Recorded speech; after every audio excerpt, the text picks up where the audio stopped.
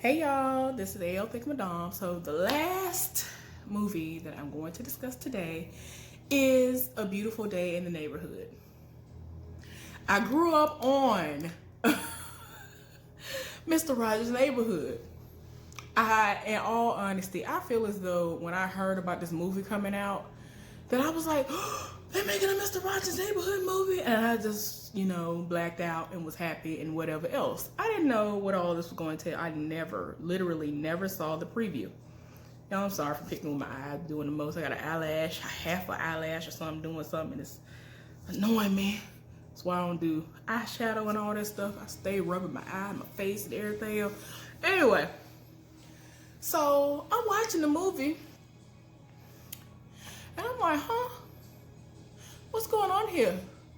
I loved how it came on. I loved when they would go like from scene to scene, the way they did it. They made it basically look how the TV show looked when they would do that that neighborhood that was like made up, like a really, really small neighborhood that literally was the neighborhood he lived in or whatever. And they just pan over it, and it literally looked like what was happening in that moment. It was amazing. I loved that. I don't know, but I was here for it. Anyway, but this movie, it definitely had, who was it, Tom Hanks, playing Fred Rogers, who of course is Mr. Rogers. Gotta take me a second because y'all know he's no longer with us. That tore my nerves up, just like Bob Ross. Those were two people that I watched religiously on PBS when they were alive and even after they passed away, especially Bob Ross. But anyway, y'all, he did an amazing job as Fred Rogers. I was just like, yes, Lord. But this movie was about him and a random man crossing paths. This man was kind of like a disgruntled worker at this magazine. I think he worked at Esquire. And he normally doesn't do like fluff pieces, as he wanted to call it, but he was supposed to do a 400 word write up on Fred Rogers being a hero.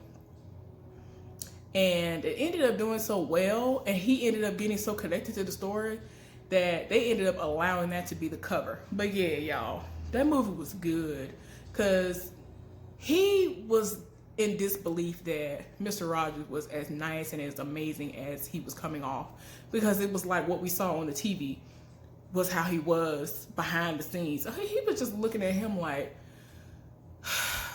cut the crap. I was like, wait a minute, don't you dare speak. Don't you dare speak to him like that.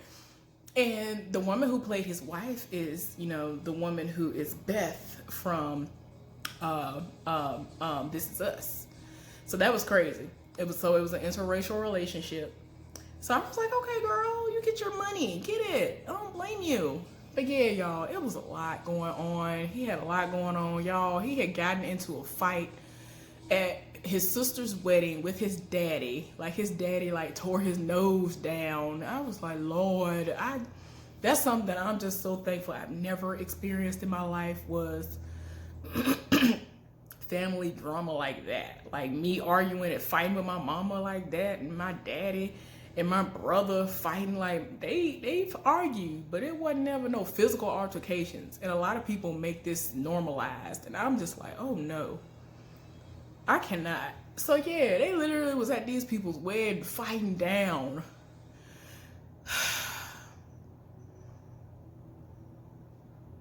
And it's like, after they kind of told us, after he finally opened up, we finally realized why he was like he was towards his daddy.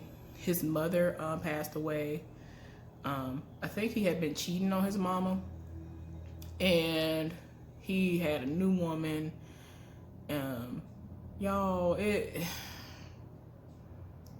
His daddy ended up having a stroke, lived for a little while. Mr. Rogers met them. Like, Mr. Rogers, he was like invested in their family and everything. Like, I was tired.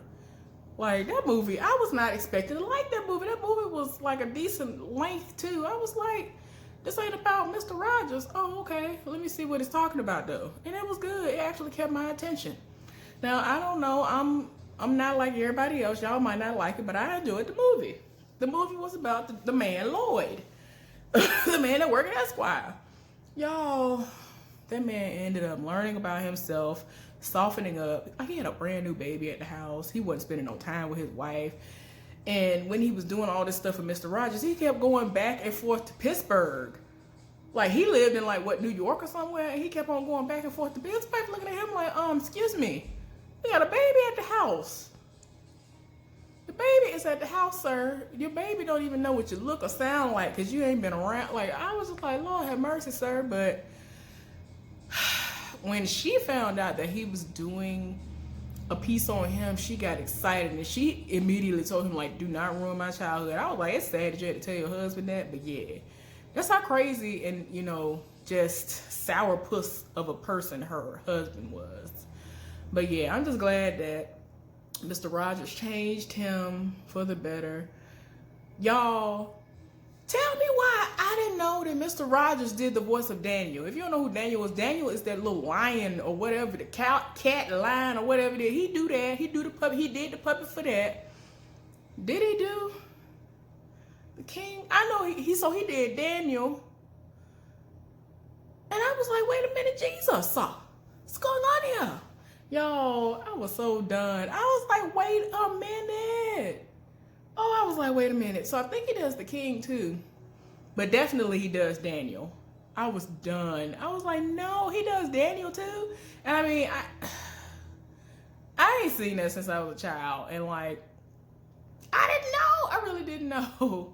So, and then like, I don't know if this is real life or not, but when he was doing an interview with him, like after he finally was able to get into in-depth interview type of a situation with him, he asked Fred, Mr. Rogers, if you will, you had like a 3-year hiatus and then you came back, you know, if you don't mind my asking what was going on.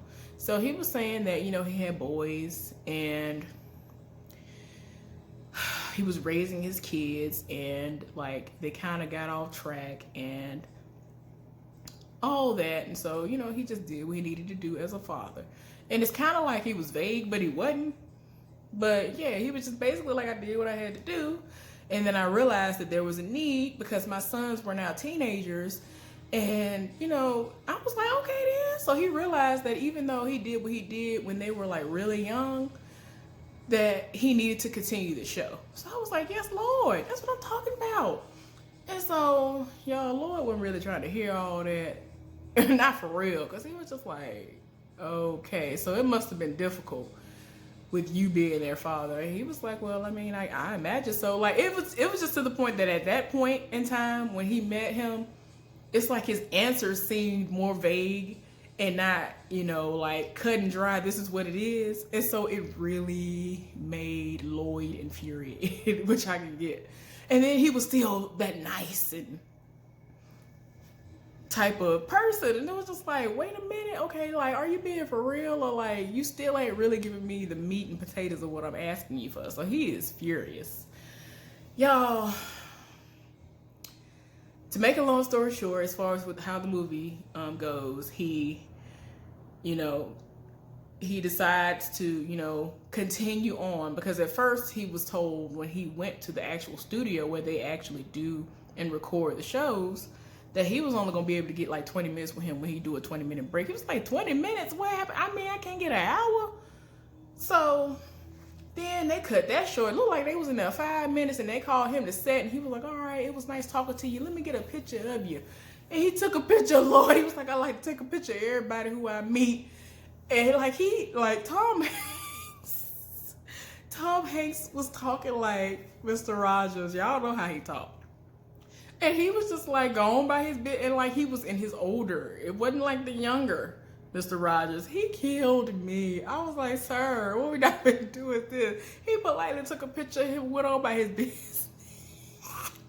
He went back to the set. And I think that's when we found out that he does Daniel and all that stuff, because he came back out to the set. Y'all, he was so mad. He ended up leaving and he went home. And then he kept going back and forth to Pittsburgh. Y'all, that made me so happy. Mr. Rogers changed him for the better. Mr. Rogers literally like became a friend to the family, like for real. when his daddy was basically on his dying bed after suffering his stroke. Because he's like an avid drinker. You already know that if you know, that ain't never good. He, was about to leave. He had met the baby. Like, he over there, Mr. Rogers done bust up at the house. He done bust up to the house, right? He done came in the house. Hey, how everybody doing? He brought something. I don't know if he brought a dish or whatever. I think his wife made something and sent something by him. And his wife took it from him. And they literally talk on the phone and all this. Like, she gets advice from him. I'm like, wait a minute. Mr. Rogers answering phone calls? Answering the phone calls? This is what we did. Like, oh, y'all, I was so happy. Like, y'all understand, like, the child in me just was, like, screaming and jumping up and down, like, oh, my gosh, like, this man is still alive. Y'all, so, like, at this point, he's in so much of a better place because he was not talking to his daddy or nothing. I think they moved his daddy into his house, or he went out to his house. One of the two happened. Anyway, and they were just with him. And the sister came and the husband. He apologized for what happened there, and they had a heart-to-heart. Like I said, Mr. Rogers came out to the house, and it got dark for a minute because the sister said something about how, we need to go and do a family vacation somewhere.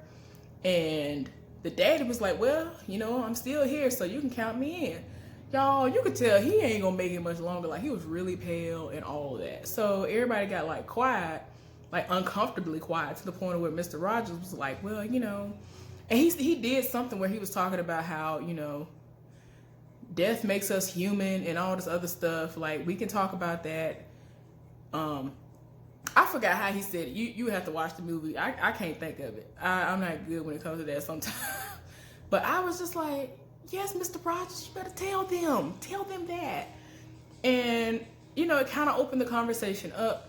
Y'all, Mr. Rogers ended up leaving, right? So before he left, he said goodbye to everybody. And then, like, he went back over to the daddy and, shook his hand. And then he, like, leaned in and whispered something to him. And his daddy was like, okay, I got you. I'll do that. I'm looking like, what he talking about? So then, his son, Lloyd, looking like, yeah, so what was that you whispered to my daddy before you left? And he was like, well, I asked him if he would pray for me.